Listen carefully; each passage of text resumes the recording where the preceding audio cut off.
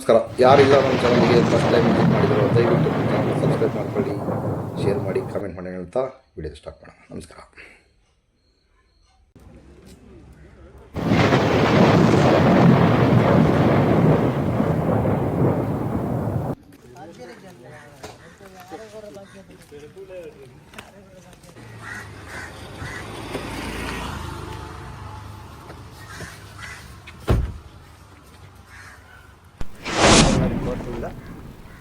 ಚಿನ್ನೈ 39/2025 ಪ್ರಕರಣದ ದಾಖಲೆಯನ್ನು ಇವತ್ತು 26/12/2025 ನಮಗೆ ಕೊಟ್ಟಿದ್ದೀವಿ. ಈ ಟೈಮಲ್ಲಿ ಕೊಟ್ಟಿದ್ದಾರೆ. ಇನ್ನು ನೋಡೋ ಏನೆಲ್ಲ ಇದೆ ಅಂತ.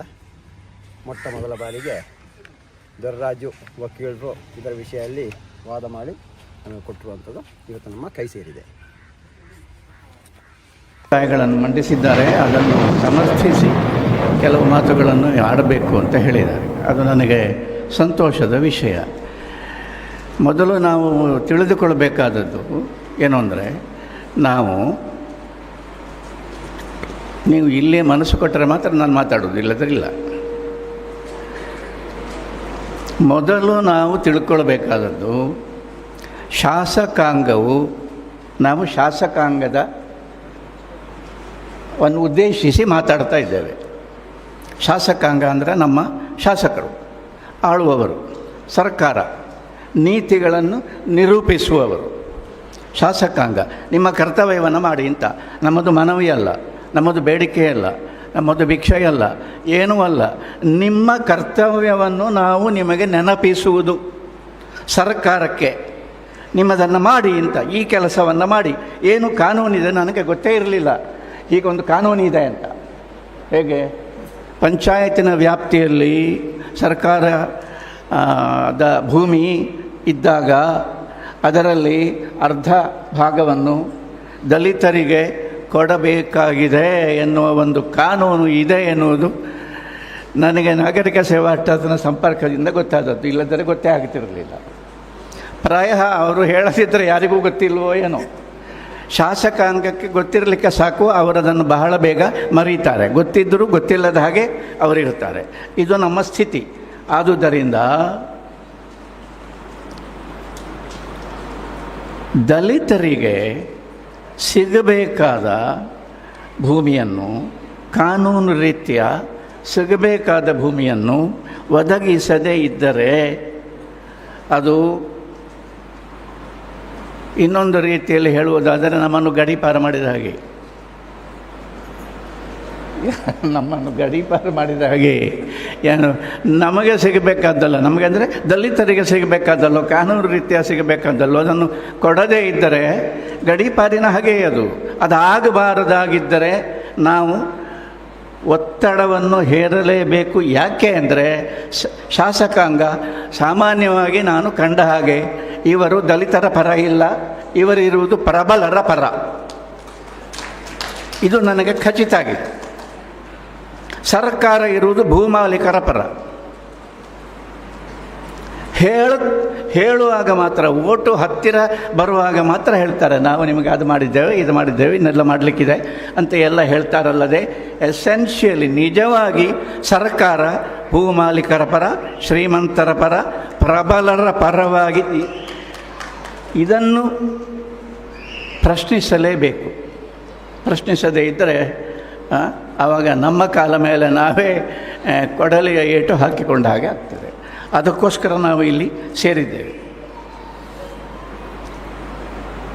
ಸ್ವಾಭಿಮಾನದ ಬದುಕನ್ನು ಬದುಕಬೇಕಾದರೆ, ದಲಿತರು ಸ್ವಾಭಿಮಾನಿಗಳಾಗಿ ಬದುಕಬೇಕಾಗಿದ್ದರೆ ನಮಗೆ ನಮ್ಮದೇ ಆದ ಒಂದು ಭೂಮಿ ಬೇಕು. 1 ಎಕರೆ ಆದರೂ ಬೇಕು, ಸಾಲದು 2 ಎಕರೆ ಆದರೂ ಬೇಕು. ನನಗೆ ಎಷ್ಟೊತ್ತಿರ್ತಿ ಆಶ್ಚರ್ಯ ಆಗ್ತದೆ. ನಾನು ಕಳೆದ ವರ್ಷ ಒಂದು 4-5 ವರ್ಷಗಳ ಹಿಂದೆ BM ಭಟ್ಟರಿಗೆ ಗೊತ್ತಿರ್ಬೋದು, ಏನು ಅಂದರೆ ಒಬ್ಬರು ಬಹಳ ದೊಡ್ಡ ಶ್ರೀಮಂತರು ಉಳ್ಳಾಲದಲ್ಲಿ ನೇತ್ರಾವತಿ ನದಿಗೆ ಹಾರಿ ಆತ್ಮಹತ್ಯೆ ಮಾಡಿಕೊಂಡರು. ಅದು ಬಹಳ ದುಃಖದಾಯಕವಾದ ವಿಷಯ. ಆಮೇಲೆ ಗೊತ್ತಾಯಿತು ಅವರಿಗೆ 22,000 ಎಕರೆ ಕಾಫಿ ತೋಟ ಇದೆ. ಒಂದೆರಡಲ್ಲ, 22,000 ಎಕರೆ ಕಾಫಿ ತೋಟ ಇದೆ. ಇದು ಏನು ಅವಸ್ಥೆ ಇದು? ಭೂಶಾಸನ ಬಂದಿದೆ 1974ರಲ್ಲಿ. ಅದರಲ್ಲಿ 54 ಎಕರೆಗಿಂತ ಹೆಚ್ಚು ಯಾರಿಗೂ ಯಾವ ಕುಟುಂಬಕ್ಕೂ ಕೂಡ ಭೂಮಿ ಇರಬಾರದು. ಅದು ಸರಿ, ಅದು ಹೆಚ್ಚಾಯಿತು, ಅದು ಇರಬಾರದು. ಪ್ಲಾಂಟೇಷನ್ಗೆ ಈ ಮಿತಿ ಲಘವಾಗೋದಿಲ್ಲ. ಒಬ್ಬೊಬ್ಬನಿಗೆ 10,000 20,000 ಎಕರೆ ಕಾಫಿ ತೋಟಗಳು ಅಂತ ಹೇಳಿದರೆ ಇದರ ಅರ್ಥ ಏನು? ಇದನ್ನು ಯಾಕೆ ನೀವು ಅದನ್ನು ಬದಲಾಯಿಸುವುದಿಲ್ಲ? ಕೇಳಲೇಬೇಕಾದ ಒಂದು ಅನಿವಾರ್ಯ ಹೊತ್ತು ಈಗ ಬಂದಿದೆ. ದಲಿತರಲ್ಲದೆ ಮತ್ತು ಯಾರು ಇದನ್ನು ಕೇಳುವುದಕ್ಕೆ ಹೆಚ್ಚು ಯೋಗ್ಯರು? ಅದರಿಂದ ಕೇಳಲೇಬೇಕು ಇದನ್ನು. ಸ್ವಾಭಿಮಾನದ ಜೀವನವನ್ನು ದಲಿತರಿಗೆ ಮಾಡಲಿಕ್ಕೆ ಸಾಧ್ಯವಾಗದೇ ಇದ್ದರೆ, ಭೂಮಿ ಸಿಗದೇ ಇದ್ದರೆ ದೇಶ ಸ್ವಾಭಿಮಾನ ಶೂನ್ಯವಾದ ದೇಶ ಆಗುತ್ತದೆ ಎನ್ನುವುದರಲ್ಲಿ ಸಂಶಯವೇ ಇಲ್ಲ. ದೇಶಕ್ಕೆ ಒಂದು ಸ್ವಾಭಿಮಾನ ಬೇಕು. ಸ್ವಾಭಿಮಾನ ಬೇಕಾದರೆ ದೇಶ ಅಂದರೆ ಎಂಥದ್ದು? ದೇಶವಾಸಿಗಳಾಗಿರ್ತಕ್ಕ, ಅದರಲ್ಲಿ ಹೆಚ್ಚಿನ ಸಂಖ್ಯೆಯಲ್ಲಿ ಇರತಕ್ಕ ದಲಿತರಿಗೆ ಸ್ವಂತ ಭೂಮಿ ಇಲ್ಲದಿದ್ದರೆ, ಸ್ವಾಭಿಮಾನದ ಜೀವನ ಮಾಡಲಿಕ್ಕೆ ಸಾಧ್ಯ ಆಗದಿದ್ದರೆ ಈ ದೇಶಕ್ಕೊಂದು ಸ್ವಾಭಿಮಾನ ಇದೆ ಅಂತ ಹೇಗೆ ಹೇಳ್ತೀರಿ ಅಂತ ಕೇಳಿ. ನನಗೆ ಎಷ್ಟು ಇದು ಹೇಳಿದರೆ ಶಾಸಕಾಂಗದವರಿಗೆ ಅರ್ಥ ಆಗ್ತದೋ ಇಲ್ಲವೋ ಅದು ಕೂಡ ನನಗೆ ಗೊತ್ತಾಗೋದಿಲ್ಲ. ಯಾಕಂದರೆ ಎಲ್ಲರೂ ಭಾಳ ಅರ್ಥ ಆದ ಹಾಗೆ ಇರ್ತಾರೆ, ಆದರೆ ಮಾಡುವುದಿಲ್ಲ, ಕೆಲಸ ಮಾಡುವುದಿಲ್ಲ. ಅಂಬೇಡ್ಕರ್ ಸಾಹೇಬರು ಮಹಾತ್ಮ ಗಾಂಧೀಜಿಯವರನ್ನು 1931ರಲ್ಲಿ ಪ್ರಥಮ ಬಾರಿಗೆ ಭೇಟಿಯಾದಾಗ ಗಾಂಧೀಜಿಯವರಲ್ಲಿ ಹೇಳಿದ ಮೊದಲನೆಯ ವಾಕ್ಯ ಯಾವುದು ಅಂತ ಕೇಳಿದರೆ, Gandhiji, I have no homeland ಅಂತ, ನನಗೆ ನನ್ನದೇ ಆದ ಒಂದು ತಾಯ್ನಾಡು ಇಲ್ಲ ಅಂತ ಹೇಳಿ. ಯಾಕೆ ಇಲ್ಲ ಅಂದರೆ ದಲಿತರ ಪರಿಸ್ಥಿತಿ ಇಲ್ಲಿ ಹಾಗೆ ಇದೆ ಅಂತ. ನಮಗೆ ನಮ್ಮದೇ ಆದ ಒಂದು ಭೂಮಿಯನ್ನು ಇಟ್ಟುಕೊಳ್ಳುವ ಹಕ್ಕನ್ನು ಸಮಾಜ ತೋರಿಸಲಿಲ್ಲ ಅಂತ. ಇದು ನೆನಪಿರಲಿ. 31ನೇ ಇಸವಿ 1931 ಹತ್ತಿರ 100 ವರ್ಷ ಆಗ್ತಾ ಬಂತು. 95 ವರ್ಷ ಆಯಿತು, ಭೂಮಿ ಇಲ್ಲ. ಈಗ ನಾವು ಕೇಳಬೇಕಾಗಿದೆ ಇದನ್ನು. ಇನ್ನೊಂದು ಮಾತು, 1934ರಲ್ಲಿ ಅಂಬೇಡ್ಕರ್ ಮತ್ತು ಗಾಂಧೀಜಿಯವರ ಭೇಟಿಯಾದ 3 ವರ್ಷಗಳ ಅನಂತರ ಬಿಹಾರ್ನಲ್ಲಿ ಬಹಳ ದೊಡ್ಡ ಭೂಕಂಪ ಆಯಿತು. 15,000 ಮಂದಿಯಲ್ಲಿ ಸತ್ತರು, ಬಹಳ ಎಲ್ಲ ಕೋಲಾಹಲ ಆಯಿತು, ನಷ್ಟ ಆಯಿತು. ಆವಾಗ ಗಾಂಧೀಜಿಯವರು ಒಂದು ಮಾತು ಹೇಳಿದರು. ಏನು ಅಂದರೆ, ಈ ಭೂಕಂಪ ಸಂಭವಿಸಿ ನಮಗೆ ಇಂತಹ ದೊಡ್ಡ ಒಂದು ಆಪತ್ತು ಬಂದದ್ದು ಅಸ್ಪೃಶ್ಯತೆಯ ಪಾಪವನ್ನು ನಾವು ಮಾಡಿದ್ದಕ್ಕೆ ದೇವರು ನಮಗೆ ಕೊಟ್ಟ ಶಿಕ್ಷೆ ಅಂತ. ಆ ಮಾತಿಗೆ ಬಹಳ ಗಲಾಟೆ ಆಯಿತು. ಇದು ವೈಜ್ಞಾನಿಕವಲ್ಲ, ಮತ್ತೊಂದು ಹೀಗೆಲ್ಲ ಅದೆಲ್ಲ ಇರಲಿ, ಅದೆಲ್ಲ ಬೇರೆ ವಿಷಯ.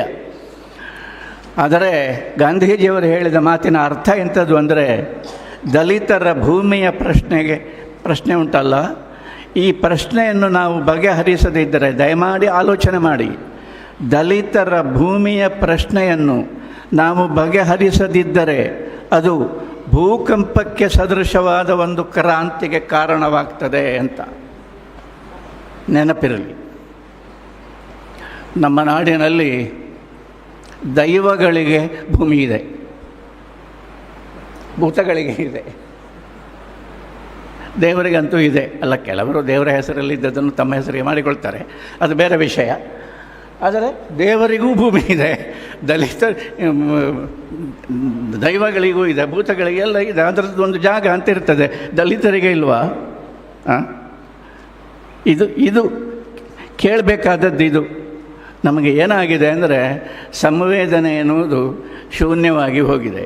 ನೋಡಿ, ಆಲೋಚನೆ ಮಾಡಿ, 106 ಎಕರೆ ಜಮೀನು ಇರುವ ಮನುಷ್ಯ ನಾಚಿಕೆ ಬಿಟ್ಟು ನನಗೆ ಭೂಮಿ ಇಲ್ಲ, ನನಗೆ ಭೂಮಿಯನ್ನು ಒದಗಿಸಿ ಅಂತ ಕಂದಾಯ ಇಲಾಖೆಗೆ ಅರ್ಜಿ ಹಾಕ್ತಾನೆ. ಅವನಿಗೆ ಕಂದಾಯ ಇಲಾಖೆ ಭೂಮಿಯನ್ನು ಒದಗಿಸ್ತದೆ ಅಂತ ಹೇಳಿದರೆ, ಭೂಮಿಯೇ ಇಲ್ಲದ ದಲಿತನಿಗೆ ಏನಾದೀತು ಅಂತ ಯೋಚಿಸಬೇಕು. ಈ ಯೋಚನೆ ಬಂದರೆ ಸಂವೇದನೆ ಉಂಟಾಗ್ತದೆ, ಅಂದರೆ ಭಾವನೆ ಉಂಟಾಗ್ತದೆ. ನಾವು ಮಾಡಬೇಕಾದದ್ದೇನು, ಮಾಡ್ತಾ ಇರುವುದು ಏನು ಎನ್ನುವುದು ಗೊತ್ತಾಗ್ತದೆ. ಆದ್ದರಿಂದ ಶಾಸಕಾಂಗದವರು ಜನಪ್ರತಿನಿಧಿಗಳು ಜನರಿಗೆ ಮಾತ್ರ ಪ್ರತಿನಿಧಿಗಳಲ್ಲ, ಜನರ ಸಂವೇದನೆಯ ಪ್ರತಿನಿಧಿಗಳು ಎನ್ನುವುದು ನೆನಪಿರಲಿ.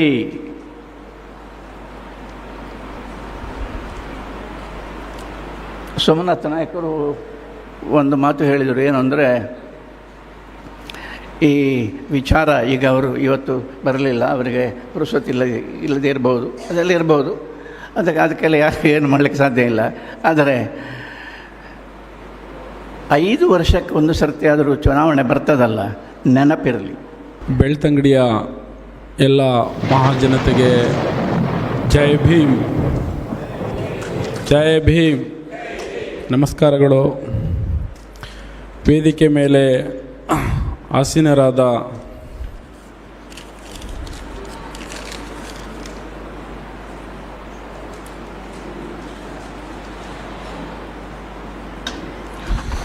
ಶ್ರೀ ಎಂ ಬಿ ಕರಿಯ ಅವರೇ,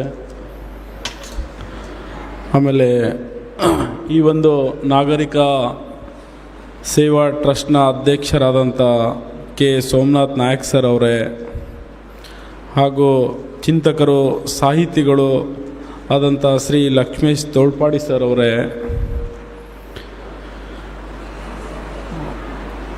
DSSನ ಸಂಚಾಲಕರಾದ ಆರ್ ರಮೇಶ್ ಸರ್ ಅವರೇ,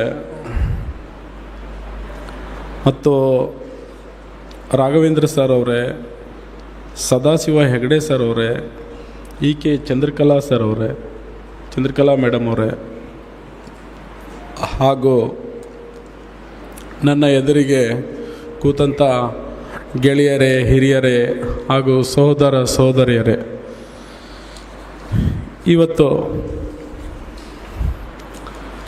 ಬೆಳ್ತಂಗಡಿನಲ್ಲಿ ನಾಗರಿಕ ಸೇವಾ ಟ್ರಸ್ಟ್ ಇದು ಒಂದು ಒಳ್ಳೆಯ ಹೋರಾಟವನ್ನು ಕೈಗೆತ್ತಿಕೊಂಡಿದೆ. ಈ ಹೋರಾಟ ದಲಿತರನ್ನು ಉದ್ಧಾರ ಮಾಡುವಂಥ ಒಂದು ಹೋರಾಟ ಆಗಿದೆ. ಕೆಲವೊಂದು ಟ್ರಸ್ಟ್ಗಳಿದ್ದಾವೆ, ಅವು ತಮ್ಮ ಹೊಟ್ಟೆ ಪಾಡಿಗೆ ಇದ್ದಾವೆ, ಹುಟ್ಕೊಂಡಿದ್ದಾವೆ ಟ್ರಸ್ಟ್ಗಳು.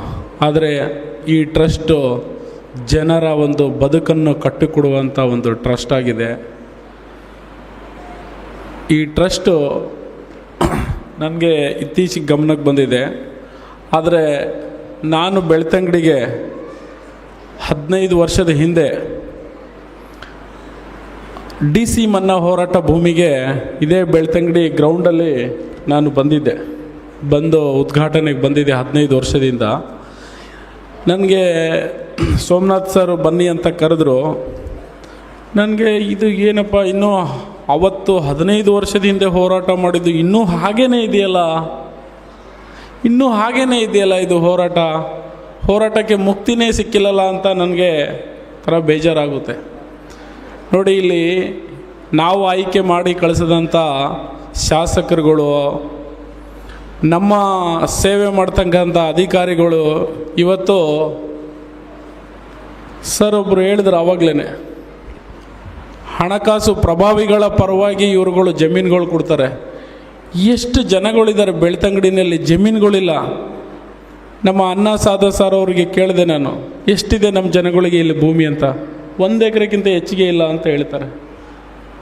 1 ಎಕರೆ ಅವ್ರ ಮಕ್ಕಳು ಮೊಮ್ಮಕ್ಕಳು ಆದರೆ ಎಷ್ಟು ತಗೊಳಕ್ಕಾಗುತ್ತೆ, ಅದರಲ್ಲಿ ಎಷ್ಟು ಹಂಚ್ಕೊಳ್ಳೋಕ್ಕಾಗುತ್ತೆ?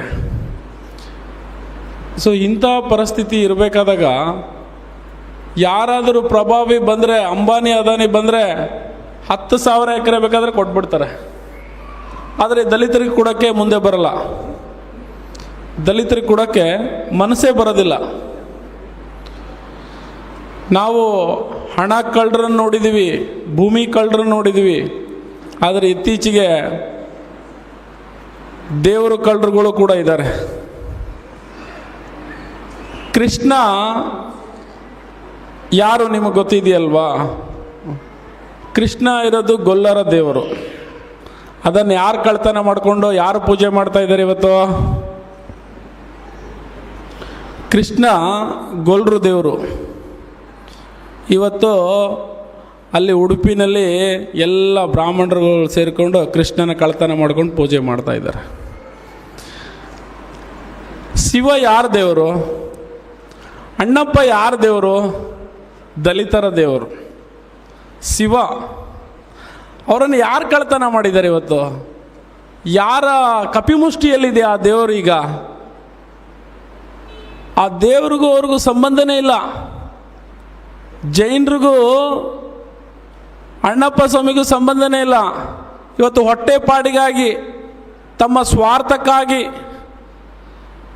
ಇವತ್ತು ಅಣ್ಣಪ್ಪ ಸ್ವಾಮಿಯನ್ನು ಕೂಡ ಕಳ್ತನ ಮಾಡಿದ್ದಾರೆ, ಭೂಮಿ ಕಳುವು ಮಾಡಿದ್ದಾರೆ, ಜೊತೆಗೆ ದೇವರನ್ನು ಕಳುವು ಮಾಡಿದ್ದಾರೆ.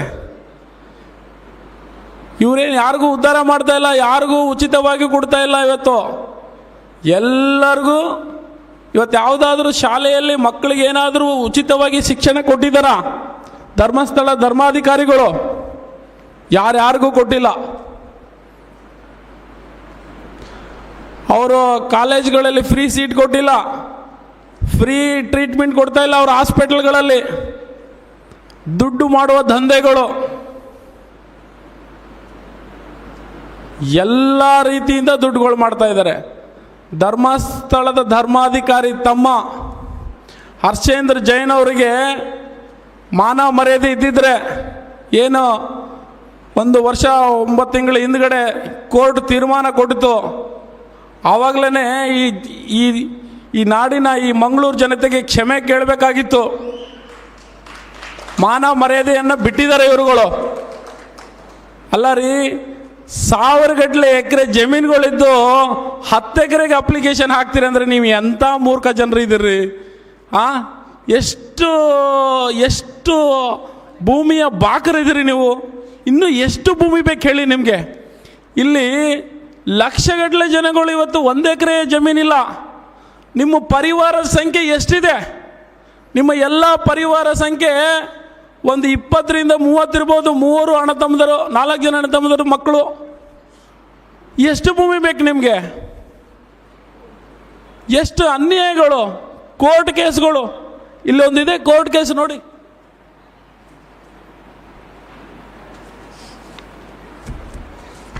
ಕೋರ್ಟ್ ಕೇಸ್ಗಳು 333 ಇದ್ದಾವೆ. 333 ಕೋರ್ಟ್ ಕೇಸ್ಗಳು. ದಿನ ಅಲ್ದಾಡಿದ್ರು 365 ವರ್ಷಕ್ಕೆ 365 ದಿನನೂ ಇವರು ಕೋರ್ಟಲ್ಲೇ ಇರಬೇಕು. ಇವರು ಎಷ್ಟು ಹಪಾಹಪಿ ಜೀವನ ನಡೆಸ್ತಾ ಇದ್ದಾರೆ. ಎಷ್ಟು ಆಸೆ ಇದೆ. ಬೆಂಗಳೂರಲ್ಲಿದ್ದಾವೆ, ಬೇರೆ ಬೇರೆ ಜಿಲ್ಲೆಗಳಲ್ಲಿದೆ ಇವ್ರ ಪ್ರಾಪರ್ಟಿಗಳು. ಕೇವಲ ಬೆಳ್ತಂಗಡಿನಲ್ಲಿಲ್ಲ, ಮಂಗಳೂರಲ್ಲಿಲ್ಲ, ಎಲ್ಲ ಜಿಲ್ಲೆಗಳಿದ್ದಾವೆ. ಇಲ್ಲಿ ಜನಗಳು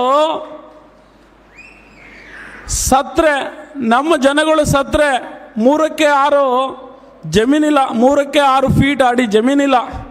ಇಂಥ ಪರಿಸ್ಥಿತಿನಲ್ಲಿ ನೀವು ಅಣ್ಣಪ್ಪನ ಹೆಸರು ಹೇಳ್ಕೊಂಡು ಸಾವಿರಾರು ಎಕರೆ ಜಮೀನುಗಳನ್ನು ಹೊಡ್ಕೊಂಡಿದ್ದೀರಿ.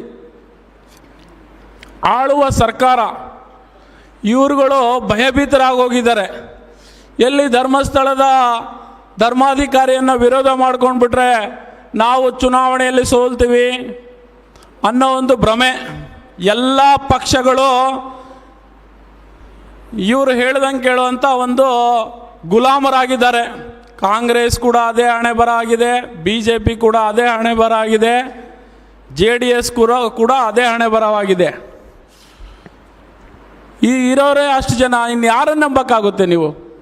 ಎಲ್ಲರದು ಅದೇ ಪರಿಸ್ಥಿತಿ ಆಗಿದೆ. ಅದಕ್ಕೆ ನಾವೆಲ್ಲ ಒಗ್ಗಟ್ಟಾಗಬೇಕಾಗಿದೆ. ನಮ್ಮ ಸೋಮನಾಥ್ ನಾಯಕ್ ಅಂತವರ ಒಂದು ಆದೇಶ, ಅವರ ಒಂದು ಮಾರ್ಗದರ್ಶನದಲ್ಲಿ ನಾವೆಲ್ಲ ಒಗ್ಗಟ್ಟಾಗಬೇಕಾಗಿದೆ. ಇವತ್ತು ಬೆಳ್ತಂಗಡಿನಲ್ಲಿ ಅಂಥ ನಾಯಕರು ನಿಮಗೆ ಸಿಕ್ಕಿದ್ದಾರೆ, ಅಂಥ ಪ್ರಭಾವಿಗಳ ವಿರುದ್ಧ ಇಂಥ ಒಂದು ಹೋರಾಟಗಳನ್ನು ರೂಪಿಸ್ತಾ ಇದ್ದಾರೆ ಅಂದರೆ ನಾವು ಅವರಿಗೆ ಬಹಳ ಕೃತಜ್ಞತರಾಗಿರಬೇಕು. ಅವರುಗಳ ವಿರುದ್ಧ ಯಾರು ತೊಡೆ ತಡ್ತಾರೆ, ಯಾರಾದರೂ ಅಸಾಮಾನ್ಯರಾಗಿದ್ದರೆ ಅವ್ರನ್ನ ಜೀವಂತ ಬಿಡೋದಿಲ್ಲ ಇವ್ರುಗಳು. ಇವ್ರುಗಳ ಕೃತ್ಯಗಳು ಏನು ಇಲ್ಲೇ ಮುಚ್ಚಿಲ್ಲ, ಬೆಂಗಳೂರುವರೆಗೂ ಗೊತ್ತಿದ್ದಾವೆ, ಇಡೀ ಕರ್ನಾಟಕಕ್ಕೂ ಗೊತ್ತಾಗಿದೆ ಇವ್ರ ಹಣೆಬರಗಳು ಏನಂತ. ಯಾರ್ಯಾರಿಗೆ ಎಷ್ಟೆಷ್ಟು ತೊಂದರೆ ಕೊಟ್ಟಿದ್ದಾರೆ, ಯಾರ್ಯಾರ ಮೇಲೆ ಅತ್ಯಾಚಾರಗಳಾಗಿದ್ದಾವೆ, ಎಷ್ಟು ಜನ ಸಾಯ್ತಾ ಇದ್ದಾರೆ. ಬಾಬಾ ಸಾಹೇಬರು ಸಂವಿಧಾನ ಕೊಟ್ಟಿದ್ದಾರೆ ನಮಗೆ, ಸಂವಿಧಾನದಲ್ಲಿ ಹಕ್ಕು ಕೊಟ್ಟಿದ್ದಾರೆ.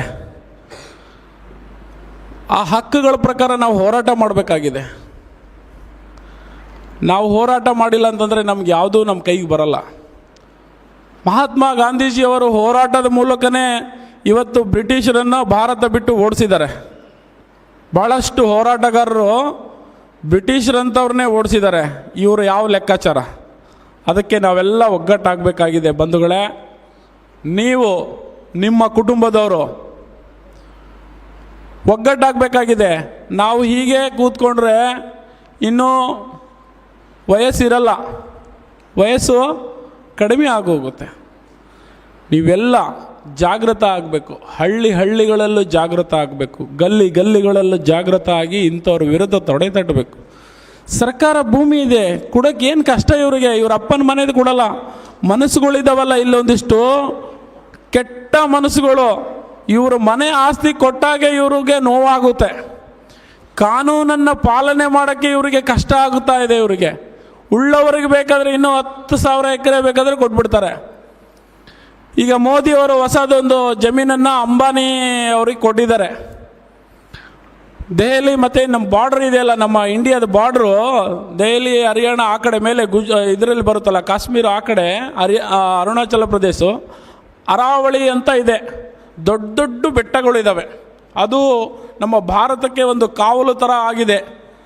ಆ ಕಾವಲು ಪ್ರದೇಶ, ಬೆಟ್ಟಗಳು, ದೊಡ್ಡ ದೊಡ್ಡ ಬೆಟ್ಟಗಳಿದ್ದಾವೆ. ಈಗ ಹೇಗೆ ನಾವು ಚಾರ್ಮಡಿ ಘಾಟಿಂದ ಬೆಳ್ತಂಗಡಿಗೆ ಬರಬೇಕಾದ್ರೆ ದೊಡ್ಡ ದೊಡ್ಡ ಬೆಟ್ಟಗಳಿದ್ದಾವೆ, ಅದೇ ಥರ ದೊಡ್ಡ ದೊಡ್ಡ ಬೆಟ್ಟಗಳು ಇವತ್ತು ಅಲ್ಲಿ ಸೈನಿಕರೇ ಬೇಕಾಗಿಲ್ಲ. ಆ ಬೆಟ್ಟಗಳನ್ನು ನಮ್ಮನ್ನೆಲ್ಲ ಕಾಪಾಡ್ತಾ ಇದ್ದಾವೆ. ಅಂಥ ಬೆಟ್ಟಗಳನ್ನು ಇವತ್ತು ಅಂಬಾನಿ ಅದಾನಿಗೆ ಮಾರ್ಕೊಂಡು ಬಿಟ್ಟಿದ್ದಾರೆ. ಅಲ್ಲಿ ಲಕ್ಷಗಟ್ಟಲೆ ಜನಗಳು ಇವತ್ತು ಆ ಭೂಮಿ ಕೊಟ್ಟಿದ್ದಾರಲ್ಲ ಸರ್ಕಾರದ ವಿರುದ್ಧ ಹೋರಾಟ ಮಾಡ್ತಾ ಇದ್ದಾರೆ. ಆದರೆ ಈ ಮೀಡಿಯಾಗಳು, ಇವತ್ತಿನ ಮೀಡಿಯಾಗಳು, ಮಾರಾಟ ಆಗಿರುವ ಮೀಡಿಯಾಗಳು ಆ ಹೋರಾಟಗಳನ್ನು ಜನರಿಗೆ ತೋರಿಸ್ತಾ ಇಲ್ಲ. ಎಲ್ಲಿ ಹೋರಾಟಗಳು ನಡೀತವೆ ಆ ಹೋರಾಟಗಳನ್ನು ತೋರಿಸೋದೇ ಇಲ್ಲ. ಇವತ್ತು ಮೀಡಿಯಾಗಳು ಕೂಡ ಅಂಬಾನಿ ಅದಾನಿ ಅಂಥವ್ರ ಪಾಲಾಗಿದ್ದಾವೆ. ಅವರುಗಳಿಗೆ ಬೇಕಾಗಿರೋದನ್ನು ತೋರಿಸ್ತಾರೆ, ಬೇಡವಾದದ್ದನ್ನು ತೋರಿಸೋದೇ ಇಲ್ಲ. ಬೇಡವಾದದ್ದನ್ನು ತೋರಿಸ್ತಾರೆ, ಬೇಕಾಗಿರೋದು ತೋರಿಸೋದಿಲ್ಲ. ಇಂಥ ಒಂದು ಪರಿಸ್ಥಿತಿ ಇವತ್ತು ನಡೀತಾ ಇದೆ. ಬ್ರಿಟಿಷರು ಆಳ್ವಿಕೆ ನಡೀತಾ ಇತ್ತಲ್ಲ, ಆವಾಗ ಅವರಿಗೆ ಒಬ್ಬರು ಪೆನ್ನು ಪೇಪರ್ ತಗೊಂಡು ಬರ್ಕೊಳ್ಳೋರು ಅವಶ್ಯಕತೆ ಇತ್ತು. ಆವಾಗ ಶಿಕ್ಷಣಗಳು ನಮ್ಮ ದಲಿತರಿಗೆ, SC STಗಳ ಕೈಯಲ್ಲಿ ಇರಲಿಲ್ಲ ಶಿಕ್ಷಣ. ನಾವೆಲ್ಲ ನಮ್ಮ ಕಸುಬುಗಳನ್ನು ಮಾಡಬೇಕಾಗಿತ್ತು. ಆ ಕಸುಬು ಬಿಟ್ಟು ಬೇರೆ ಕೆಲಸ ಮಾಡಿದ್ರೆ ನೋ ನೀವು ಅದನ್ನೇ ಕೆಲಸ ಮಾಡಬೇಕಪ್ಪ, ನೀವು ಬೇರೆ ಕೆಲಸ ಮಾಡಕೂಡದು ಅಂತ ನಮ್ಮನ್ನು ಅದೇ ಕೆಲಸಗಳನ್ನು ಮಾಡ್ತಾಯಿದ್ರು. ನಿಮ್ಮೂರಲ್ಲಿ ನಿಮಗೂ ಈಗಲೂ ಏನೋ ಅಂತ ಕರೀತಾರೆ, ನಮಗೊಂದೊಂದು ಹೆಸರಿಟ್ಟು ಕರೆದು ಬಿಡ್ತಾರೆ. ಅದನ್ನೇ ಮಾಡ್ಕೊಂಡು ಬಂದಿರ್ತಾರೆ ನಮ್ಮ ಪೂರ್ವಜರುಗಳು. ಇವತ್ತು ಆ ಕಾಲ ಬದಲಾಗಿದೆ. ಆದರೆ ಆವತ್ತು ನಮ್ಮ ಜನಗಳಿಗೆ ಶಿಕ್ಷಣವನ್ನು ಮುಟ್ಟೋಕ್ಕೆ ಬಿಟ್ಟಿಲ್ಲ, ಶಿಕ್ಷಣವನ್ನು ಓದೋಕ್ಕೆ ಬಿಟ್ಟಿಲ್ಲ ಈ ಜನಗಳು.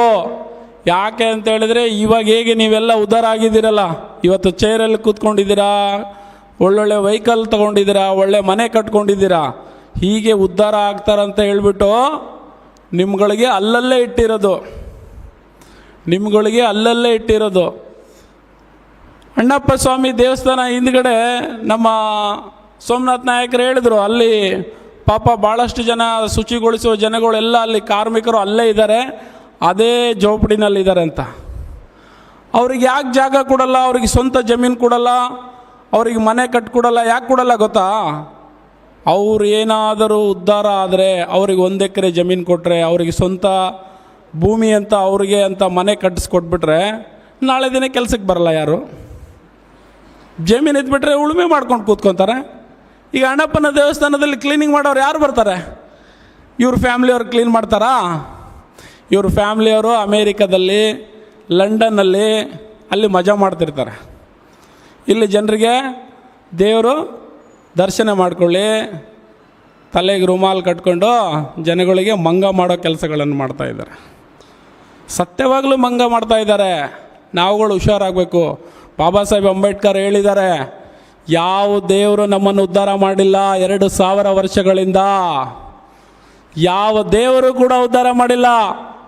ಕರೋನಾದಲ್ಲಿ ಯಾರನ್ನು ಬದುಕಿಸಿದಾರಾ? ದೇವರುಗಳಿದ್ದಿದ್ರೆ ಕರೋನಾದಲ್ಲಿ ಯಾರಾದರೂ ಬದುಕಿದಾರಾ? ಮತ್ತೆ ದೇವರು ಎಲ್ಲೋದ್ರು? ಬೀಗ ಹಾಕಿ ಹೋಗಿದ್ರಲ್ವಾ ದೇವಸ್ಥಾನಗಳಿಗೆ.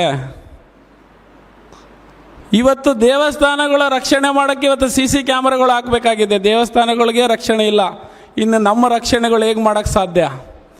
ನಮ್ಮ ಜನಗಳು ಹೋಗಿ ಇನ್ನೂ ದೇವಸ್ಥಾನ, ದೇವರು ಇರಲಿ, ನಂಬಿಕೆ, ಪ್ರಕೃತಿ ಇದೆ ನೋಡಿ, ಆ ದೇವರು ಪ್ರಕೃತಿ ಇದೆ ನೋಡಿ, ನಮಗೆ ಗಾಳಿ, ಬೆಳಕು, ನೀರು, ಇದು ನಮ್ಮ ದೇವರು, ನಿಜವಾದ ದೇವರು. ನಮ್ಮ ಜನಗಳಿಗೆ ಅಂಧ ಕಾಲದಿಂದ ಮೂರ್ಖ ಮಾಡ್ಕೊತ ಏನು ಮಾಡಿದ್ರು? ನಮ್ಮ ಕಸಬುಗಳನ್ನು ನಾವೇ ಮಾಡಬೇಕಂತ ಹೇಳಿದರು. ಪೆನ್ನು ಪೇಪರ್ ಮಾತ್ರ ಅವರು ಇಟ್ಕೊಂಡ್ರು.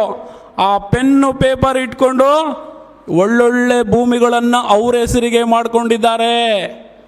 ನಮ್ಮಗಳಿಗೆ ನಿಮ್ಮ ಮನೆಯಲ್ಲಿ ಯಾರಾದರೂ ನಿಮ್ಮ ತಾತ ಅಂದರು, ನಿಮ್ಮ ತಂದೆಯವರು ಎಜುಕೇಟೆಡ್ ಇದ್ದಾರಾ? ನಿಮ್ಮ ಮನೆಯಲ್ಲಿ ನಿಮ್ಮ ತಾತ ಅಂದ್ರೆ ಯಾರಾದರೂ ಎಜುಕೇಟೆಡ್ ಇದ್ರು ಅಂತ ಕೈ ಎತ್ತಿ ನೋಡೋಣ, ಒಬ್ಬರಾದರೂ ನೋಡೋಣ. ಯಾರಾದರೂ ಇದ್ರಾ ನಿಮ್ಮ ಮನೆಯಲ್ಲಿ? ನಿಮ್ಮ ತಾತ ಅಂದ್ರೆ ಅಕ್ಷರಸ್ಥರು ಇದ್ರಾ? ಇದ್ರೆ ಎತ್ತಿ, ಕೈ ಎತ್ತಿ. ಆದರೆ ಅದೇ ಬ್ರಾಹ್ಮಣರ ಒಂದು ಸಭೆಯಲ್ಲಿ ಹೋಗಿ ಕೇಳಿ, ನಿಮ್ಮ ತಾತಂದ್ರು, ನಿಮ್ಮ ಮುತ್ತಾತಂದ್ರು ಯಾರಾದರೂ ಎಜುಕೇಟೆಡ್ ಇದ್ರಾ ಅಂತ ಕೇಳಿದ್ರೆ ಅಲ್ಲಿ ಎಲ್ಲರೂ ಕೈ ಎತ್ತುತ್ತಾರೆ. ಇದು ಪರಿಸ್ಥಿತಿಗಳು. ಪೆನ್ನು ಪೇಪರ್ ಯಾರ ಕೈಯಲ್ಲಿರುತ್ತೋ ಕಾನೂನು ಅವ್ರ ಕೈಯಲ್ಲಿದೆ. ಇವತ್ತು ಪೆನ್ನು ಪೇಪರ್ ಪತ್ರಕರ್ತರ ಕೈಯಲ್ಲಿದೆ. ನಾಳೆ ಅವ್ರು ಏನು ಬೇಕಾದರೂ ಬರಿಬೋದು. ಇಲ್ಲಿ ಈ ಥರ ಆಯಿತು ಅಂತ ಬರೀತಾರೆ, ನಾಳೆ ಅದನ್ನೇ ಆಗೋದು. ಸೊ ಪೆನ್ನು ಪೇಪರು ಆವತ್ತು ಶಾನಭೋಗರ ಕೈಯಲ್ಲಿತ್ತು, ಕುಲಕರ್ಣಿಗಳ ಕೈಯಲ್ಲಿತ್ತು, ಬ್ರಾಹ್ಮಣರ ಕೈಯಲ್ಲಿತ್ತು. ಬ್ರಿಟಿಷರ ಕೈಯಲ್ಲಿ ಇವರುಗಳು ಗುಲಾಮರಾಗಿ ಟ್ಯಾಕ್ಸ್ಗಳನ್ನು ಕಲೆಕ್ಟ್ ಮಾಡ್ತಿದ್ರು ನಮ್ಮಗಳಿಂದ. ಟ್ಯಾಕ್ಸ್ಗಳನ್ನು ಕಲೆಕ್ಟ್ ಮಾಡಿ ಒಳ್ಳೊಳ್ಳೆ ಭೂಮಿಗಳನ್ನು ಚೆನ್ನಾಗಿ ಕಣ್ಣಿಟ್ಕೊಂಡು ಕೂತಿದ್ರು. ಯಾವತ್ತು ಬ್ರಿಟಿಷರು ಭಾರತ ಬಿಟ್ಟು ಹೋಗ್ಬಿಟ್ರು, ಇಮಿಡಿಯೇಟ್ ಅವನ ಹೆಸರಲ್ಲಿ, ಅವ್ರ ಅಣ್ಣನ ಹೆಸರಲ್ಲಿ, ಅವ್ರ ತಮ್ಮನ ಹೆಸರಲ್ಲಿ, ಅವ್ರ ಅಪ್ಪನ ಹೆಸರಲ್ಲಿ, ಮಕ್ಕಳ ಹೆಸರಲ್ಲಿ ಎಲ್ಲ ಮಾಡ್ಕೊಂಡ್ಬಿಟ್ರು. ನಾವುಗಳು ಹಾಗೆ ಉಳ್ಕೊಂಡಿದ್ದೀವಿ. ಅದಕ್ಕೆ ನಮಗೆ ಜಮೀನುಗಳಿಲ್ಲ. ಇವರೇನು ಪಾಪ ಬೆವರು ಸುರಿಸಿ ಜಮೀನೇನು ದುಡ್ದಿಲ್ಲ ಇವ್ರುಗಳು. ಇವರು ಕೊಳ್ಳೆ ಹೊಡೆದಿರೋ ಜಮೀನುಗಳು ಇವರು ಇವತ್ತು. ಸೊ ಇದಕ್ಕೆ ಭಾರತದಲ್ಲಿರ್ತಕ್ಕಂಥ ಎಲ್ಲ ಜಮೀನುಗಳು ಸಮಾನವಾಗಿ ಹಂಚಿಕೆ ಆಗಬೇಕಾಗಿದೆ. ಸಮಾನವಾಗಿ ಹಂಚಿಕೆ ಆಗಬೇಕಾಗಿದೆ. ಅದು ನಮ್ಮ ಹಕ್ಕು. ನಮ್ಮ ದೇಶ ಉದ್ಧಾರ ಹೇಗಾಗುತ್ತೆ? ಆವಾಗಲೇ ಹೇಳಿದ್ರು ನಮ್ಮವರು, ದೇಶ ಉದ್ಧಾರ ಆಗಬೇಕಾದ್ರೆ ಎಲ್ಲರೂ ಇಲ್ಲಿ ಸಮಾನವಾಗಿರಬೇಕು. ಮೇಲು ಕೀಳು ಮೇಲು ಕೀಳಿದ್ರೆ ದೇಶನೂ ಉದ್ಧಾರ ಆಗಲ್ಲ, ಇಲ್ಲಿ ನಾವು ಉದ್ಧಾರ ಆಗಲ್ಲ. ಆದ್ದರಿಂದ ಇವತ್ತು ಸರ್ಕಾರ ಕೂಡ ನಮಗೆ ಮೋಸ ಮಾಡ್ತಾ ಇದೆ. ಕೇವಲ ಇಲ್ಲಿ ಬಂಡವಾಳಶಾಹಿಗಳು ಮಾತ್ರ ಅಲ್ಲ, ಪುರೋಹಿತರು ಮಾತ್ರ ಅಲ್ಲ, ಕೆಲವು ಪುರೋಹಿತರು ಮಾತ್ರ ಅಲ್ಲ, ಸರ್ಕಾರ ಕೂಡ ನಮಗೆ ಮೋಸ ಮಾಡ್ತಾ ಇದೆ. ನಮಗೆ ಬಜೆಟಲ್ಲಿ ಪ್ರತಿ ವರ್ಷ 25%, 24.1% ಟೋಟಲ್ ಬಜೆಟ್ ಅಮೌಂಟ್ ಎತ್ತಿ ಇಡಬೇಕಾಗಿದೆ. ಎತ್ತಿ ಇಡ್ತಾ ಇದ್ದಾರೆ, ಆದರೆ ನಮ್ಮ ಕೈಗೆ ಸೇರ್ತಾ ಇಲ್ಲ. ಈ ವರ್ಷ ನಮಗೆ ಎಷ್ಟು ಬಜೆಟ್ ಎತ್ತಿಟ್ಟಿದ್ದಾರೆ ಗೊತ್ತಿದೆಯಾ ನಿಮಗೆ? ಟೋಟಲ್ ನಮ್ಮ ಕರ್ನಾಟಕ ಸರ್ಕಾರದ ಬಜೆಟ್ ಎಷ್ಟಂತ ಗೊತ್ತಿದೆಯಾ? 4 ಲಕ್ಷ ಕೋಟಿ ಬಜೆಟು. ಆ 4 ಲಕ್ಷ ಕೋಟಿನಲ್ಲಿ 2 ಲಕ್ಷ ಕೋಟಿ ಕೇವಲ ಸಂಬಳ, ಸರ್ಕಾರಿ ನೌಕರರ ಸಂಬಳಗೆ 2 ಲಕ್ಷ ಎತ್ತು ತೆಗೆದು ಬಿಡ್ತಾರೆ. ಇನ್ನೂ 2 ಲಕ್ಷದಲ್ಲಿ, ಇನ್ನೂ 2 ಲಕ್ಷ ಕೋಟಿಯಲ್ಲಿ 24.1% ಅಂದರೆ 42,000 ಕೋಟಿ SC STಗಳ ಉದ್ಧಾರಕ್ಕೆ ಹಣವನ್ನು ಎತ್ತಿಟ್ಟಿದ್ದಾರೆ. ನಿಮಗೆ ತಲುಪಿದವ ಈ ವರ್ಷ SC STಗಳ ಉದ್ಧಾರಕ್ಕೆ 42,000 ಕೋಟಿ ಸಿದ್ದರಾಮಯ್ಯ ಅವರು ಎತ್ತಿಟ್ಟಿದ್ದಾರೆ.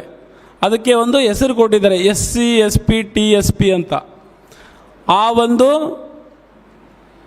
ಯೋಜನೆಯಡಿ ನಮಗೆ ಲೋನ್ಗಳು, ಭೂಮಿ, ಮತ್ತು ನಮಗೆ ಮನೆಗಳು, ನಮಗೆ ರಸ್ತೆಗಳು ಇವೆಲ್ಲ ಮಾಡಿಕೊಡೋಕ್ಕೆ ಯೋಜನೆಗಳಿದ್ದಾವೆ. ನಿಮ್ಮಗಳಿಗೆ ಯಾವುದಾದ್ರೂ ಈ ಒಂದು 42,000 ಕೋಟಿಯ ಯೋಜನೆಯಲ್ಲಿ ನಿಮ್ಗೆ ಯಾರಿಗಾದರೂ ಒಂದು ಯೋಜನೆ ತಲುಪಿದೆಯಾ? ಸಿದ್ದರಾಮಯ್ಯ ಅವರು ಪ್ರತಿ ಭಾಷಣದಲ್ಲೇ ಹೇಳ್ತಾರೆ, ಇದು ಇವತ್ತು ನಿನ್ನೆ ತಗೊಂಡು ಬಂದದಲ್ಲ, ಇದು 2013ರಲ್ಲೇ ತಗೊಂಡು ಬಂದಿದ್ದಾರೆ, ಬೆಳಗಾವಲ್ಲೇ ತಗೊಂಡು ಬಂದಿದ್ದಾರೆ ಈ ಯೋಜನೆ. ಪ್ರತಿ ವರ್ಷ ಆವಾಗ 22,000 ಆಯಿತು, 30,000 ಆಯಿತು, 32,000 ಆಯಿತು, 38,000 ಆಯಿತು, ಇವತ್ತು 42,000 ಕೋಟಿಗೆ ಪ್ರತಿ ವರ್ಷ ಹೆಚ್ಚಿಗೆ ಆಗ್ತಾ ಬರ್ತಾ ಇದೆ. ಈ ದುಡ್ಡು ಎಲ್ಲಿ ಹೋಗ್ತಾ ಇದೆ ನಿಮ್ಗೇನಾದರೂ ಗೊತ್ತಿದೆಯಾ? ಹೋಗಲಿ, ನಿಮ್ಗೆ ಯಾರಿಗಾರು ದುಡ್ಡು ತಲುಪಿದೆಯಾ? ಯಾವುದಾದ್ರೂ ಈ SC ST TSP ಯೋಜನೆಯಡೆ ಅಥವಾ ಸಮಾಜ ಕಲ್ಯಾಣ ಯೋಜನೆಯಡಿ ನಿಮ್ಗೆ ಯಾರಿಗಾದರೂ ಲೋನ್ಗಳು ಸಿಕ್ಕಿದೆಯಾ? ಸಿಕ್ಕಿದರೆ ದಯಮಾಡಿ ಕೈ ಎತ್ತಿ, ನಾನು ತಿಳ್ಕೊತೀನಿ. ಯಾಕಂತ ಹೇಳಿದ್ರೆ ಪೇಪರಲ್ಲಿ ಕತೆಗಳು ಹೇಳ್ತಾ ಇದ್ದಾರೆ, ಸಿದ್ದರಾಮಯ್ಯ ಪ್ರತಿ ಭಾಷಣದಲ್ಲಿ ದಲಿತರ ಉದ್ಧಾರಕ್ಕೆ ನಾನು ಇಷ್ಟು ದುಡ್ಡು ಎತ್ತಿಟ್ಟಿದ್ದೀನಿ, ಇಷ್ಟು ದುಡ್ಡು ಎತ್ತಿಟ್ಟಿದ್ದೀನಿ. ನಿಮ್ಗೆ ಯಾರಿಗಾರು ತಲುಪಿದೆಯಾ? ಎತ್ತರಿ ನೋಡೋಣ ಕೈ, ಹೋಗಲಿ. ಯಾರಿಗಾರು ತಲುಪಿದೆಯಾ ದುಡ್ಡು? ಸ್ಕೀಮ್ಗಳು, ನಿಮ್ಮ ಮನೆಯಲ್ಲಿ ಲೋನ್ಗಳು 10 ಲಕ್ಷ 5 ಲಕ್ಷ, ಆಮೇಲೆ ಜಮೀನು ಇಲ್ದವರಿಗೆ ಜಮೀನು ಪರ್ಚೇಸ್ ಮಾಡೋಕ್ಕೆ 25 ಲಕ್ಷ ರೂಪಾಯಿ ಇಟ್ಟಿದ್ದಾರೆ. 1 ಎಕರೆ ಪ್ರತಿಯೊಬ್ಬರಿಗೆ 2 ಎಕರೆ ಕೊಡ್ತಾ ಇದ್ದಾರೆ. ನಿಮ್ಗೆ ಯಾರಿಗಾದರೂ ಜಮೀನು ಸಿಕ್ಕಿದೆಯಾ? ಸಿಕ್ಕಿದೆಯಾ? ನಾನೇನಿಲ್ಲಿ ತಮಾಷೆ ಮಾಡ್ತಾ ಇಲ್ಲ. ಇಲ್ಲಿ ನಾನೇನಾದರೂ ಸುಳ್ಳು ಹೇಳಿದ್ರೆ ನನ್ನ ಮೇಲೆ ನೀವು ಕೇಸ್ಗಳು ಹಾಕ್ಬೋದು. ಸರ್ಕಾರದ ಸ್ಕೀಮ್ ಇದೆ. ಏನು ಮಾಡ್ತಾ ಇದ್ರಿ ನೀವುಗಳೆಲ್ಲ? ಪಾಪ ಬೆಳಗ್ಗೆ ಎದ್ದು ನಿಮ್ಮ ಜೀವನ, ನಿಮ್ಮ ಕೆಲಸಗಳು. ಸೋಮನಾಥ್ ನಾಯಕ್ ಅಂತವರು ಯಾವತ್ತಾರ ಕರೆದ್ರೆ ಹೋರಾಟಕ್ಕೆ ಬರೋದು ಇದು ಆಗಿದೆ. MLAಗಳು ಅವ್ರಿಗೇನು ಕಮಿಷನ್ ಬರುತ್ತೆ, ಯಾವ ರಸ್ತೆಯಿಂದ ಎಷ್ಟು ಕಮಿಷನ್ ಬರ್ತಾ ಇದೆ, ಯಾವ ಬಿಲ್ಡಿಂಗಿಂದ ಎಷ್ಟು ಕಮಿಷನ್ ಬರ್ತಾ ಇದೆ, ಅವ್ರು ನೋಡ್ಕೊಂಡು ಅವರಿದ್ದಾರೆ, ಓಟ್ ಹಾಕಿದ್ದಾರೆ, ಆರಾಮಾಗಿ ಅವರಿದ್ದಾರೆ. ನೀವು ಓಟಿನ ಟೈಮಲ್ಲಿ ಅವ್ರು ಏನಾದರೂ ಕೊಟ್ಟಿದ್ದಾರೋ ಅದು ಗೊತ್ತಿಲ್ಲ, ಅದೆಲ್ಲ ನಾನು ಹೇಳಕ್ಕೆ ಹೋಗಲ್ಲ. ಆದರೆ ಇಲ್ಲಿ ಏನಾಗ್ತಾ ಇದೆ, ನಮಗೆ ಅಂತ ಎತ್ತಿಟ್ಟರು ದುಡ್ಡುಗಳು ನಮ್ಗೆ ತಲುಪ್ತಾ ಇಲ್ಲ. ನಾವು ಅದರ ಬಗ್ಗೆ ಎಚ್ಚೆತ್ಕೊಳ್ಬೇಕಾಗಿದೆ. ಈ ಭೂಮಿನೂ ಕೇಳಬೇಕಾಗಿದೆ, ಶಿಕ್ಷಣನೂ ಕೇಳಬೇಕಾಗಿದೆ. ನಮ್ಮ ಸರ್ ಹೇಳಿದ್ರು ಆವಾಗಲೇ, ಸೋಮನಾಥ್ ಸರ್ ಅವರು, ಯಾವುದೇ ಒಂದು ಶಿಕ್ಷಣ ಸಂಸ್ಥೆಯಲ್ಲಿ ರೋಸ್ಟರ್ ಅಂತ ಫಾಲೋ ಮಾಡಬೇಕು. ಅಲ್ಲಿ SC ಇರಬೇಕು, ST ಇರಬೇಕು, OBC ಇರಬೇಕು, ಎಲ್ಲ ಜನಾಂಗದವರು ಆ ಶಿಕ್ಷಣ ಸಂಸ್ಥೆಯಲ್ಲಿ ಇರಲೇಬೇಕು. ಇಲ್ಲದೇ ಇದ್ದರೆ ಆ ಶಿಕ್ಷಣ ಸಂಸ್ಥೆ ನಡೆಸೋ ಹಾಗಿಲ್ಲ. ಇಷ್ಟು % ಅಂತ ಇರಲೇಬೇಕು. ಒಂದು ಶಿಕ್ಷಣ ಸಂಸ್ಥೆಯಲ್ಲಿ ಟೀಚರ್ಗಳು, ಬೋಧಕರುಗಳು ಇರಲೇಬೇಕು. ಆದರೆ ಸರ್ಕಾರದವರು, ಎಜುಕೇಷನ್ ಡಿಪಾರ್ಟ್ಮೆಂಟ್ ಕಣ್ಣು ಮುಚ್ಕೊಂಡು ಕೂತಿದೆ. ಅವ್ರು ಏನು ಕೊಟ್ಟಿದ್ದಾರೆ ಅದನ್ನೇ ನಡೆಸ್ಕೊಂಡು ಹೋಗ್ತಾ ಇದ್ದಾರೆ. ಅವ್ರುಗಳು ಟೇಬಲ್ ಕೆಳಗಡೆ ಏನೋ ಕೊಟ್ಟಿರಬೇಕು, ಇವ್ರುಗಳು ಇಸ್ಕೊಂಡಿರಬೇಕು, ಅದಕ್ಕೆ ಸುಮ್ಮನೆ ಕೂತಿದ್ದಾರೆ. ಪ್ರಶ್ನೆ ಮಾಡ್ಬೋದಾಗಿತ್ತಲ್ಲ, ಧರ್ಮಾಧಿಕಾರಿಗಳು ಅಂತಂದಮೇಲೆ ಶಿಕ್ಷಣ ಸಂಸ್ಥೆ ನಡೆಸ್ತಾ ಇದ್ದಾರೆ ಅಂದಮೇಲೆ ಅಲ್ಲಿ SC STಗಳಿಗೂ ತಗೋಬೇಕಾಗಿತ್ತಲ್ವಾ ನೌಕರಿಗೆ? ಯಾಕೆ ತಗೊಂಡಿಲ್ಲ? ನಿಮಗೆ ಅಷ್ಟೊಂದು ಪ್ರೀತಿ ಇದೆ, ನಾನು ಎಲ್ಲರ ಪರವಾಗಿದ್ದೀನಿ, SCಗಳ ಪರವಾಗಿದ್ದೀನಿ, ದಲಿತರ ಪರವಾಗಿದ್ದೀನಿ ಅಂತಂದರೆ ದಲಿತರನ್ನು ನೌಕರಿಗೆ ತಗೊಳ್ಳಿ. ನಿಮ್ಮದು ಎಷ್ಟೋ ಇನ್ಸ್ಟಿಟ್ಯೂಟ್ಗಳಿದ್ದಾವೆ, ಅಲ್ಲಿ ಎಷ್ಟು ಇನ್ಸ್ಟಿಟ್ಯೂಟ್ಗಳಿದ್ದಾವೆ, ಒಂದು 20ರಿಂದ 50ಕ್ಕಿಂತ ಹೆಚ್ಚು ಇನ್ಸ್ಟಿಟ್ಯೂಟ್ಗಳಿದ್ದಾವೆ. ನೀವು ಅಲ್ಲೂ ದಲಿತರಿಗೆ ಜಾಬ್ಗಳನ್ನು ಕೊಡಿ, ಉದ್ಯೋಗಗಳು ಕೊಡಿ, ಸಮಾನ ವೇತನಗಳನ್ನು ಕೊಡಿ. ಅಲ್ಲಿ ಕಾರ್ಮಿಕರು, ದೇವಸ್ಥಾನದಲ್ಲಿ ಮಾಡ್ತಕ್ಕಂಥ ಕಾರ್ಮಿಕರು ಕಡಿಮೆ ಅಂದರೆ 100ಗಿಂತ 200 ಜನ ಇದ್ದಾರೆ. ಅವರು ESI PF ಕೊಡ್ತಾ ಇದ್ದೀರಾ ನೀವು? ನಾಳೆ ಅವರೆಲ್ಲ ಸತ್ತೋಗ್ಬಿಟ್ರೆ ಅವ್ರ ಮಕ್ಕಳು ಮೊಮ್ಮಕ್ಕಳು ಏನಾಗಬೇಕು ಅವ್ರ ಗತಿ? ನೀವೇ ದೇವಸ್ಥಾನದ ಧರ್ಮಾಧಿಕಾರಿಗಳಂತ ಜನರಿಗೆ ಮೋಸ ಮಾಡ್ತಾ ಇದ್ದೀರಾ ನೀವುಗಳು. ಇದು ಸತ್ಯನೇ ಹೇಳ್ತಾ ಇದ್ದೀನಿ. ಧರ್ಮಾಧಿಕಾರಿಗಳು ಬಡ ಜನರಿಗೆ ಮೋಸ ಮಾಡ್ತಾ ಇದ್ದಾರೆ. ಅವರು ಸತ್ಯವಂತರಾಗಿದ್ದರೆ ಬರಲಿ. ಇಷ್ಟು ಜನ ಎಂಪ್ಲಾಯ್ಗಳಿದ್ದಾರೆ, ಇಷ್ಟು ಜನ ಎಂಪ್ಲಾಯ್ಗಳದ್ದು ESI PF ಸಂಬಳ ಅವರ ಅಕೌಂಟಿಗೆ ಹಾಕ್ತಾ ಇದ್ದೀವಿ ನಮ್ಮ ಟ್ರಸ್ಟ್ ಮೂಲಕ ಅಂತ ಹೇಳಿ. ಇದು ಯಾವುದೂ ಮಾಡ್ತಾ ಇಲ್ಲ, 100ಕ್ಕೆ 100 ಮಾಡ್ತಾ ಇಲ್ಲ. ನಮ್ಮ ಸೋಮನಾಥ್ ನಾಯಕ್ ಸರ್ ಹೇಳಿದ್ದಾರೆ ಇದು ಯಾವುದನ್ನು ಪಾಲನೆ ಮಾಡ್ತಾ ಇಲ್ಲ ಅಂತ. ಆದರೆ ಅವರು ಬಡ್ಡಿ ವ್ಯವಹಾರಗಳನ್ನು ಮಾಡ್ತಾ ಇದ್ದಾರೆ. ಎಷ್ಟೋ ಕುಟುಂಬಗಳು ಇವತ್ತು ಬಡ್ಡಿ ತಗೊಂಡು ಬಡ್ಡಿ ಕಟ್ಟಕ್ಕಾಗದೆ ಇವತ್ತು ಸರ್ವನಾಶ ಆಗೋಗಿದ್ದಾರೆ. ದೇವರ ಹಣ ಬಡ್ಡಿ. ಈ ಜೈನ ಧರ್ಮದಲ್ಲಿ ಯಾವತ್ತೂ ಬಡ್ಡಿ ಕೊಡುವುದು ಇಲ್ಲವೇ ಇಲ್ಲ. ಇವರು ಜೈನರು ಅಲ್ಲ, ಇವರು ಹಿಂದೂಗಳಿದ್ದಾರೋ ನನಗೂ ಅದೂ ಡೌಟೇ. ಸೊ ಇಂಥ ಒಂದು ಸಿಚುವೇಶನಲ್ಲಿ ನಾವೆಲ್ಲ ಇದ್ದೀವಿ. ಅದಕ್ಕೆ ನಾವುಗಳು ಹೋರಾಟವನ್ನು ಮಾಡಬೇಕಾಗಿದೆ ಬಂಧುಗಳೇ. ಸರ್ಕಾರ ಕೂಡ ಮೋಸ ಮಾಡ್ತಾ ಇದೆ, ಇಲ್ಲಿ ಬಂಡವಾಳ ಶಾಹಿಗಳು ಕೂಡ ಮೋಸ ಮಾಡ್ತಾ ಇದೆ. ಅದಕ್ಕೆ ಇಂಥ ಸಮಯದಲ್ಲಿ ನಾವು ಹೋರಾಟಗಳನ್ನು ಮಾಡಬೇಕಾಗಿದೆ, ಬೀದಿಗಿಳಿಬೇಕಾಗಿದೆ, ಒಗ್ಗಟ್ಟಾಗಬೇಕಾಗಿದೆ, ಶಿಕ್ಷಣ ಪಡಿಬೇಕಾಗಿದೆ, ಸಂಘಟಿತರಾಗಬೇಕಾಗಿದೆ, ಹೋರಾಟ ಮಾಡಬೇಕಾಗಿದೆ. ಬಾಬಾ ಸಾಹೇಬರು ಅದಕ್ಕೆ ಹೇಳಿದ್ದಾರೆ, ಶಿಕ್ಷಣ, ಸಂಘಟನೆ, ಹೋರಾಟ. ಫಸ್ಟ್ ಶಿಕ್ಷಣ ತಗೊಳ್ಳೋಣ. ನಾವು ಏನು ನಮಗೆ ಅನ್ಯಾಯ ಆಗ್ತಾ ಇದೆ, ನಮ್ಮ ಹಕ್ಕುಗಳೇನಿದಾವೆ ಅಂತ ಫಸ್ಟ್ ತಿಳ್ಕೊಳ್ಳೋಣ, ಆಮೇಲೆ ಸಂಘಟನೆ ಮಾಡ್ಕೊಳ್ಳೋಣ. ಸಂಘಟನೆ ಗಟ್ಟಿಯಾಗಬೇಕು. ಇವತ್ತಿಷ್ಟು ಜನ ಬಂದಿರಲ್ಲ, ನೆಕ್ಸ್ಟ್ ಮಂತ್ಗೆ ಇದ್ರ ಡಬಲ್ ಆಗಬೇಕು, ಇನ್ನೂ ನೆಕ್ಸ್ಟ್ ಮಂತ್ ಡಬಲ್ ಆಗಬೇಕು. ಎಂಥ ಸರ್ಕಾರವನ್ನು ಕೂಡ ನಾವು ಅಲ್ಲಾಡಿಸ್ಬೋದು, ಅದು ನಮ್ಮ ಹತ್ರ ಸಂಘಟನೆ ಇದ್ದರೆ. ಉದಾಹರಣೆ, ನೇಪಾಳದಲ್ಲಿ ಸರ್ಕಾರನೇ ಬದಲಾಯಿತು. ಜನಗಳು ದಂಗೆ ಎದ್ರೆ ಸರ್ಕಾರ ಕೂಡ ಬದಲಾಗುತ್ತೆ. ನಾವು ನಮಗೆ ಸಿಗದೇ ಇರೋ ಹಕ್ಕುಗಳನ್ನು ಸಿಕ್ಕಿಲ್ಲ ಅಂದರೆ ನಾವು ದಂಗೆ ಏಳುವ ಹಕ್ಕು ನಮಗಿದೆ. ನ್ಯಾಯಯುತವಾಗಿ ಹೋರಾಟಕ್ಕೆ ಬೆಲೆ ಕೊಟ್ಟಿಲ್ಲ ಅಂದರೆ ಅದಕ್ಕೆ ಉಲ್ಟಾ ರೆಬಲ್ ಆಗಬೇಕಾಗುತ್ತೆ. ಶ್ರೀಲಂಕಾದಲ್ಲಿ ಏನಾಯಿತು? ಶ್ರೀಲಂಕಾ ಅಧ್ಯಕ್ಷ ಕೂಡ ಮನೆಗೆ ಹೋದ. ಸೊ ಆದ್ದರಿಂದ ನೀವುಗಳು ಒಗ್ಗಟ್ಟಾಗಬೇಕಾಗಿದೆ. ಬೇರೆಯವ್ರ ಮನೆ ಹೊಡೆಯೋದಲ್ಲ, ನಾವು ನಮ್ಮ ಹಕ್ಕು ನಾವು ಕೇಳ್ತಾ ಇದ್ದೀವಿ. ಸರ್ಕಾರದ ವಿರುದ್ಧ ನಾವು ಕೇಳೋ ಹಕ್ಕು ನಮಗಿದೆ. ನಾವು ಚುನಾಯಿಸಿ ಕಳಿಸಿದ್ದೀವಿ ನಿಮಗೆ. ನಮಗೆ ಏನು ಬೇಕು ಅದನ್ನು ಮಾಡಬೇಕು. ಅದನ್ನು ಬಿಟ್ಟು ನನಗೆ ಇವತ್ತು ಬಿಲ್ಡಿಂಗ್ ಬಂತು, ಇನ್ನೊಂದು ಕಾರ್ ಬಂತು, ಇನ್ನೊಂದು ಜಮೀನು ಬಂತು, ಅಲ್ಲೊಂದು ಹೋಟೆಲ್ ಕಟ್ಟಿದೆ, ಇವು ಮಾಡ್ತಾ ಇದ್ದಾರೆ. ನಾವು ಆಯ್ಕೆ ಮಾಡಿರತಕ್ಕಂಥ ಶಾಸಕರುಗಳು ಇದನ್ನು ಮಾಡ್ತಾ ಇದ್ದಾರೆ, ಜನಗಳಿಗೆ ಏನೂ ಮಾಡ್ತಾ ಇಲ್ಲ. ಈ ತಿಂಗಳಲ್ಲಿ ನನಗೆ ಎಷ್ಟು ಬಂತು ಕಮಿಷನ್ನು, ಯಾರ್ಯಾರಿಗೆ ಎಷ್ಟು ಕೊಡಬೇಕು, ಯಾವ್ಯಾವ ಆಫೀಸರ್ಗಳಿಂದ ಎಷ್ಟು ಮಾಮೂಲು ಬಂತು ಅನ್ನೋದು ಆಲೋಚನೆಯೇ ಇದೆ ಎಮ್ ಎಲ್ ಎಗಳಿಗೆ, ಶಾಸಕರುಗಳಿಗೆ, ಮಂತ್ರಿಗಳಿಗೆ. ಆದರೆ ಜನಗಳು ಏನು ಮಾಡಿದ್ದೀವಿ? ನನಗೆ ಬೇಜಾರಾಯ್ತು ರೀ. 15 ವರ್ಷದಿಂದ ಬಂದಿದ್ದೆ ಡಿ ಸಿ ಮನ್ನಾ ಹೋರಾಟಕ್ಕೆ. ಇದೇ ನಾನು ಬೆಂಗಳೂರಿಂದ ಬಂದಿದ್ದೆ. ನಮ್ಮ ಚಂದು ಅಂತ ಇದ್ದರು, DSS ಅಂಬೇಡ್ಕರ್ ವಾದದಲ್ಲಿ ಕರೆಸಿದ್ರು ನನಗೆ. ಇನ್ನೂ ಅದೇ ಥರ ಇದೆ. ಇನ್ನೂ ಎಷ್ಟು ವರ್ಷ ಅಂತ ಹೋರಾಟ ಮಾಡಬೇಕು? ಅದಕ್ಕೆ ನೀವು ಡಿಸೈಡ್ ಮಾಡಿ. ನಿಮ್ಮ ಮನೆಯಲ್ಲಿರ್ತಕ್ಕಂಥ ಸದಸ್ಯರು, ನಿಮ್ಮ ಗೆಳೆಯರು, ನಿಮ್ಮ ಸುತ್ತಮುತ್ತಲಿರೋರು ಎಲ್ಲರನ್ನೂ ಕರ್ಕೊಂಡು ಬರಬೇಕು. ಇದು ಒಂದು ದೊಡ್ಡ ಹೋರಾಟ ಆಗಿ ಸಕ್ಸಸ್ ಆಗಲಿ ಅಂತ ಹೇಳ್ತಾ, ನನಗೆ ಇಲ್ಲಿ ಮಾತನಾಡಲು ಅವಕಾಶ ಕೊಟ್ಟ ತಮ್ಮೆಲ್ಲರನ್ನು ವಂದಿಸಿ ನನ್ನ ಮಾತುಗಳನ್ನು ಮುಗಿಸ್ತೀನಿ. ಜೈ ಭೀಮ್, ಜೈ ಭಾರತ್, ಜೈ ಕರ್ನಾಟಕ. ನಮಸ್ಕಾರ. ಇಷ್ಟೊತ್ತು ವಿಡಿಯೋ ನೋಡಿದ್ದಕ್ಕೆ ತುಂಬ ಧನ್ಯವಾದಗಳು. ದಯವಿಟ್ಟು ನಮ್ಮ ಚಾನಲನ್ನು ಸಬ್ಸ್ಕ್ರೈಬ್ ಮಾಡ್ಕೊಳ್ಳಿ, ಶೇರ್ ಮಾಡಿ, ಕಾಮೆಂಟ್ ಮಾಡಿ ಹೇಳ್ತಾ ಈ ವಿಡಿಯೋದಲ್ಲಿ ಇಲ್ಲಿಗೆ ಮುಗಿಸೋಣ. ಮುಂದಿನ ವಿಡಿಯೋದಲ್ಲಿ ಸಿಗೋಣ. ನಮಸ್ಕಾರ.